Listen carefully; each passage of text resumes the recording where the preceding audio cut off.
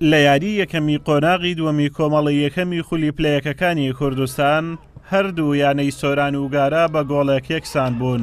ئەگەرچی یانەی سۆران لە ناو یاریگا و لە بەردەم هەندەرانی خۆیدا یاری دەکرد، بەڵام نەیتوانی سێ خاڵی یاریەکە دەستەبەر بکات.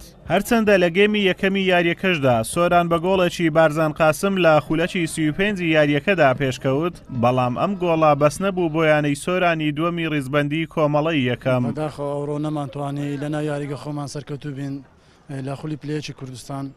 نازانم لە گشت یاریەکان لە دەرەوە یاریگای خۆمان زۆر باش یاریەکەین، بەس لە ناو یاریگای خۆمان زەختی زۆرمان لەسەرا ناتوانین یاری بکەین، بۆ یاریەکان زۆر بێ زۆریان تەعادل دەکەین یان خەسارە دەبین. بەڵێ بەدڵنایەوە ئێستا ئامانجی ئێمە یانەی سۆران ئامانجی سەرچیمان گەیشتنە بە خولی نایابی کوردستان، بەڵام لە یاریەکانی ناوە خۆمان هیچ استفادە ناکەین.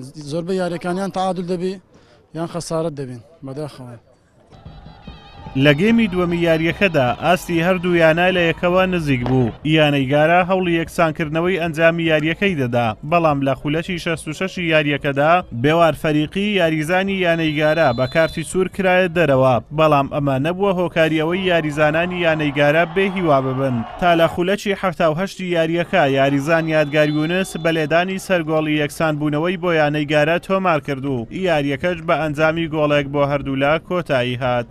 والله یاریامە نسبەت یاریکاریدمە gelek dibojbûn heta radekî em pêtivî şansekî bûyn û wekî dijî yarî baş bû. Her du feriq baş bûn, êk xala bedest xweyîna baş bû ne xirab bû li dereve yarîge. İnşallah planê baş e, yarîzan zêde kirîne, İnşallah yariyê bêtin mufayîş wan yarîzana wergirîn, mufayekê baş serkewtin tomardekî.